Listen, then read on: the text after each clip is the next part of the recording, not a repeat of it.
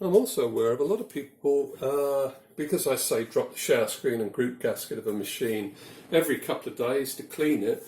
I read lots of times on the internet these gaskets being welded in the machines, really hard to get out, difficult. It's really not. And if you maintain them regularly, life becomes much easier. Here's my Vesuvius here. It's got a standard E61 gasket. I've got a spoon.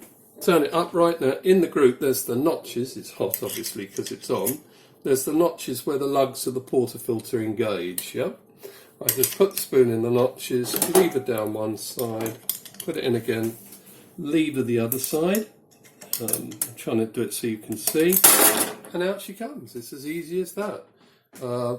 I take this, which is hot at the moment, and I clean it. You can see it's dirty, so I'm going to clean it. I use a sponge. I'm going to talk while I do it. You'll be focused on the machine, but that won't matter. I just use a sponge to clean it out. If it hasn't been done for a while, I'll sometimes use the group brush and a bit of washing up liquid, which I'm doing now, just to put it in because I haven't done it for a few days. And that's just in the back of the shower screen where all the holes can get clogged with coffee. Then all I do, I simply come back to the machine. I've got my sponge, clean the dispersion plate, bit of washing up liquid on the sponge. I use the white scrubby on the dispersion plate, but then I turn it round, and on the inside of the group I go round with the sponge. That gets it clean. Then I get a perfectly clean cloth, in this case J cloth. I give a white round inside the group. This gets any coffee residues and washing up liquid residues out.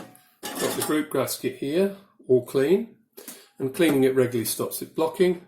I'll simply pop it back into the machine. As mine has been out a few times, it goes back easy.